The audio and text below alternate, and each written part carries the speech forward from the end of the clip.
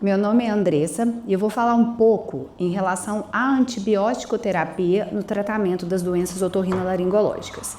O uso do antibiótico ele precisa ser um uso racional, utilizado realmente em infecções bacterianas, não utilizar em infecções virais, e a gente precisa saber exatamente qual é o espectro de ação e qual é o antibiótico adequado para cada uma das doenças.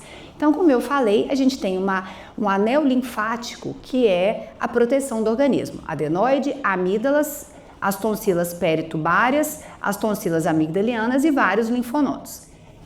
Esse anel que a gente tem de tecido linfóide, ele é responsável por aquela primeira linha de defesa, mas ele também pode ser acometido por infecções e por acometimentos bacterianos. Os seios paranasais, da mesma forma, eles são estruturas que produzem todos os dias 2 litros de secreção nasal, né? E além disso eu posso ter um edema dessa mucosa que vai fazer com que essa secreção fique parada, causando o processo de sinusite. A orelha média, da mesma forma que os seios paranasais, ele produz uma secreção, né, todos os dias, e essa secreção ela tem que drenar pela tuba auditiva e ir embora. Se ela fica parada dentro dessa orelha média, ela pode causar também infectar pelas bactérias que moram ali, ou alguma bactéria oportunista, ou alguma bactéria patógena que entra e acaba causando a otite. Então, a primeira coisa, eu preciso fazer o diagnóstico.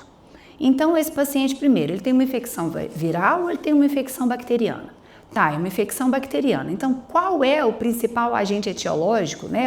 Qual é o agente etiológico mais comum dessa sinusite, dessa amidalite ou dessa otite? Lembrando que nós não fazemos cultura de secreção de rotina. A gente vai se guiar pelo patógeno, pelo micro-organismo que é mais comum naquela doença. Então, a gente vai utilizar o antibiótico baseado nisso e a gente precisa entender farmacologia, tá, gente? Farmacologia é muito importante. Eu recomendo, inclusive, que os principais antibióticos aqui que nós estamos citando na aula, que eles sejam revistos no livro de farmacologia mesmo. Pegar um livro de farmacologia e ler em relação à concentração plasmática, pico terapêutico, espectro de ação e etc. É um conhecimento que a gente precisa renovar sempre e reestudar. Tá? Então, falando primeiro das amigdalites. Então, a amigdalite é aquela infecção que acontece ali nas amígdalas ou tonsilas palatinas. Existem as virais, as bacterianas, e a mononucleose é uma viral que tem esse comportamento de bacteriana. A amigdalite viral, a gente vai tratar simplesmente com os sintomáticos, é aquele quadro mais insidioso e não vai entrar com nenhum tipo de antibiótico. E é muito importante orientar o paciente porque ele vai querer usar o antibiótico porque é uma infecção que demora ali de 7 a 10 dias para melhorar. Orientar que não tem necessidade e que esse paciente vai só observar o quadro. Eu falo mais sobre isso na aula de amigdalites. Em relação ao tratamento das amidalites bacterianas, a gente vai precisar realmente entrar com antibiótico terapia. E aqui eu vou pensar como principal agente no estrépito beta-hemolítico. Bezetacil, penicilina G-benzatina, pode ser utilizada? Sim, mas atenção para a penicilina G-benzatina. Primeiro, ela é injetável e ela é um antibiótico de depósito. Ela vai ficar liberando ali 21 dias. Então, o pico plasmático terapêutico dela, ou seja, a concentração de antibiótico circulando ali na corrente sanguínea necessária para combater essa infecção, ela vai demorar de 24 a 48 horas para ser atingida. Com isso, esse meu paciente vai ficar 24 a 48 horas sem tratamento. Então, apesar dele ser um antibiótico que tem um espectro de ação e uma boa ação no estrépito beta-hemolítico, ele não é uma opção interessante nesses casos. Então, ele é utilizado naquele paciente que tem dificuldade de engolir medicação oral, está vomitando, alguma coisa, e hoje em dia, basicamente, a gente usa penicilina G-benzatina para tratamento de sífilis, tá? Então, o que a gente vai usar como primeira linha de tratamento ali? A amoxicilina. Não tem necessidade de usar um antibiótico com um espectro maior. E a amoxicilina, ela tem 2 representações, a de 500 mg, que é utilizada de 8 em 8, ou a de 875, que é utilizada de 12 em 12. Tá? As doses pediátricas são 50 mg por quilo dia, dividido em 2 ou 3 tomadas. Se for o antibiótico que tem a concentração de 400 mg em 5 ml, 2 tomadas. Se for de 250 em 5 ml, 3 tomadas por dia. Então, a gente faz essa divisão. Os sintomáticos, a gente vai associar, tá? Dipirona, paracetamol, etc. E duração do tratamento, 7 dias. Não tem necessidade de mais do que isso. Se eu tenho uma resistência bacteriana ali, o que a gente considera resistência bacteriana? Aquele paciente que depois de 48 a 72 horas continua com febre, prostração. Cuidado para não confundir essa resistência bacteriana com simplesmente uma reação inflamatória exacerbada. Alguns pacientes, eles melhoram o estado geral, melhora a prostração, melhora a febre, mas continuam com muita dor e com muitas placas na garganta. Isso pode ser somente uma hiperreação ali daquela amígdala que continua inflamada, não necessariamente infectada. Nesses pacientes, a gente pode fazer uso de uma dose única de corticoide. Tá? Então a gente usa 1 a 2 miligramas quilo, faz essa dose única de corticoide e observa. Teve uma melhora desses sintomas de odinofagia, né, de sensação desse edema importante da amígdala, a gente mantém o antibiótico. Caso contrário, a gente pode trocar para amoxa com clavuladato. Tá? A claritromicina, ela é uma boa opção quando o paciente é alérgico à amoxicilina, então ela entra ali na primeira linha junto com a amoxicilina. O cefaclor também é uma boa opção e o levofloxacino também. Não se usa a azitromicina para tratamento de amigdalite bacteriana pelo alto índice de resistência bacteriana a esse antibiótico. O Epstein-Barr é uma amidalite viral, também causada, que tem os sintomas muito parecidos com a amidalite bacteriana, mas eu gosto de trazê-la aqui porque, em geral, a gente às vezes acha que é uma amidalite bacteriana, entra com a amoxicilina e o paciente faz um rash. Então, cuidado para não confundir uma alergia à amoxicilina a esse rash devido à mononucleose. Então, se o paciente teve o rash, vale a pena fazer um hemograma para ver se tem linfócito atípico e tal, e o monoteste, que é a sorologia específica para mononucleose. As amidalites bacterianas, elas podem não evoluir também. E às vezes elas podem evoluir e formar um abscesso periamigdaliano. O que chama atenção? É aquele paciente que às vezes já está com antibiótico terapia otimizada, então ele está com a amoxicilina, já não evoluiu também, a gente passou para a amoxicilina com clavulanato. E esse paciente começa a falar que não está melhorando. E o que chama mais atenção no abscesso é o trismo. O que é isso? Trava a mandíbula. Então aquele paciente que está com dificuldade mesmo de abrir a boca. Quando você faz a uroscopia, você encontra uma amígdala lateralizada. Então, o que chama atenção no abscesso? A úvula está centralizada, bonitinha ali, as duas amígdalas estão simétricas, provavelmente não é um abscesso. Agora, quando você encontra aquela úvula lateralizada para um dos lados, é uma possibilidade grande de estar iniciando ali uma celulite que vai evoluir para um abscesso.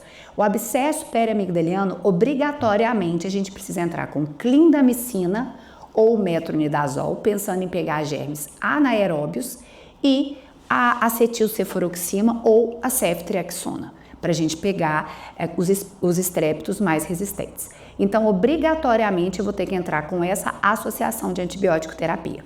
Um para pegar anaeróbio, um para pegar os estréptos. Eu posso fazer o tratamento ambulatorial? Se o paciente estiver bem, posso. Posso fazer a clindamicina oral, comprimidos, e a acetilcefuroxima oral ou a ceftriaxona injetável. Aí vai ter que ser uma injeção por dia, 1 grama, durante 5 a 7 dias. Ou se o paciente não tiver com o estado geral bom, a clindamicina venosa e a ceftriaxona venosa. A gente melhora esse paciente ali 5 dias. Se ele estiver bem, ele pode ir para casa ter alta com a acetilcefuroxima e a clindamicina oral. Em relação às rinossinusites, os germes são muito parecidos com os germes das otites, são as bactérias muito semelhantes, então a gente precisa, em geral, vocês vão ver que o tratamento é muito parecido. Então, lembrando que existe a viral, que é o resfriado, a rinite alérgica e a sinusite bacteriana propriamente dita. E, em geral, essa sinusite bacteriana, ela vai acontecer 7 a 10 dias após uma crise de rinite alérgica ou uma crise de resfriado. Então, naquele primeiro momento ali, eu vou ter só uma infecção viral, por exemplo. Vou tratar ali só com sintomáticos, soro fisiológico, paracetamol. Se precisar, eu uso uma efedrina, um paracetamol com efedrina para descongestionar. Não tem esse acometimento sistêmico. Se eu preciso, eu posso entrar, às vezes, com uma solução hipertônica, mas esse processo vai resolver sozinho.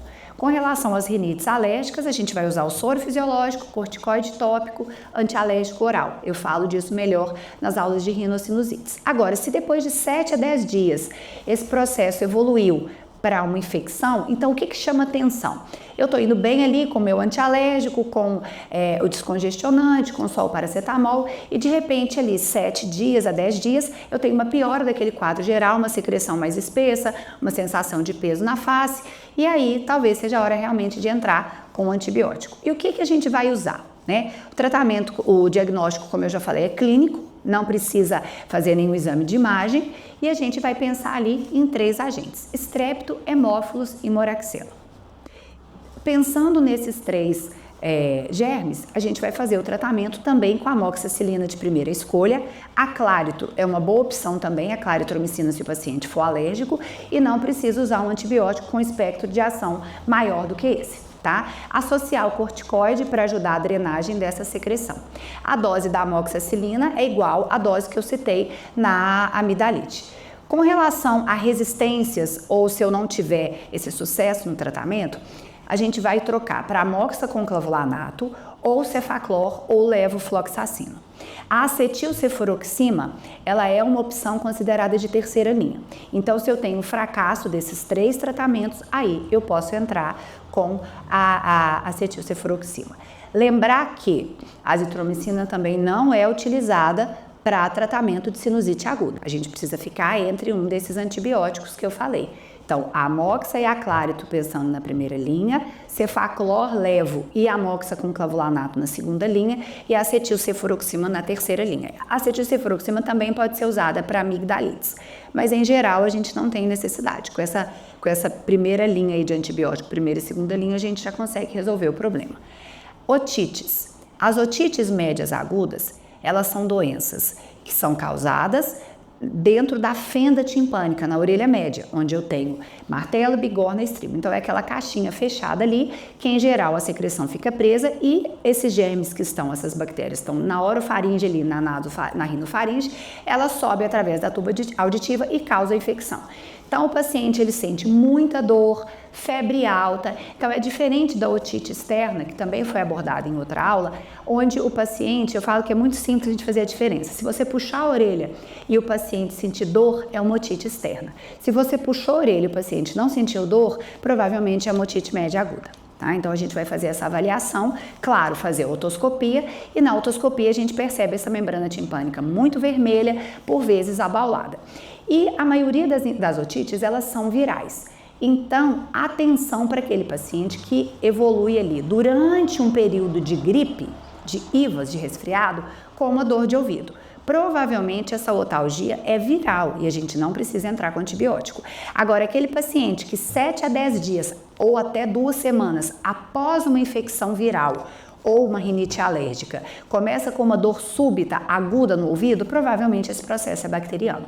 Então a gente precisa avaliar bem a anamnese e o exame físico também. E aí a gente vai pensar aqui também nos mesmos agentes da sinusite, o estrépito, o hemófilos e a moraxela. Pensando neles, a primeira opção nossa vai ser a amoxicilina de novo, tá, gente? Então a amoxicilina ela é uma ótima droga para os tratamentos das infecções de via aérea superior. Depois seguida da amoxa com clavulanato, tá? A Claritro entra junto com a amoxicilina ali, só que um detalhe, o cefaclor é proscrito em otites. Já tem estudos comprovando que existe uma resistência bacteriana alta, então a gente não usa cefaclor para tratamento de otite. Então a gente vai ficar na amoxa e a Claritro de primeira linha, amoxa com clavulanato ou levo, lembrando que o levo não pode ser usado antes de 12 anos, nenhuma das quinolonas, e a gente pode usar a acetilcefuroxima também.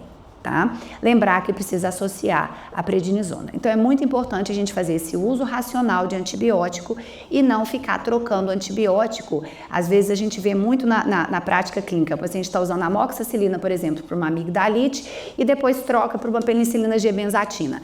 As duas estão no mesmo degrau, no mesmo espectro de ação. Se eu vou trocar um antibiótico, eu preciso trocar para um antibiótico com espectro de ação diferente. Não adianta eu trocar pelo mesmo. Então a gente precisa fazer esse estudo e saber fazer certinho esse uso racional dos antibióticos, tá? Então é importante aqui não tratar infecções virais com antibiótico Teve dúvida? Reavalie esse paciente em 48 horas. O que pode ser utilizado numa otite média aguda viral, por exemplo? Tô na dúvida, ainda não sei, tá aquele processo viral, aquela membrana mais avermelhada. Tenta usar só o sintomático. E aqui a gente pode usar, sim, um anti-inflamatório nesse caso, porque ele descongestiona um pouco aquela membrana e diminui a dor, mas o corticoide acaba sendo uma boa opção, porque além dele fazer essa mesma ação ali, descongestionando a membrana e melhorando a dor, ele vai abrir essa tuba auditiva. E lembrar de não usar o cefaclor em otites médias agudas. Era isso, eu espero que eu tenha conseguido acrescentar alguma coisa.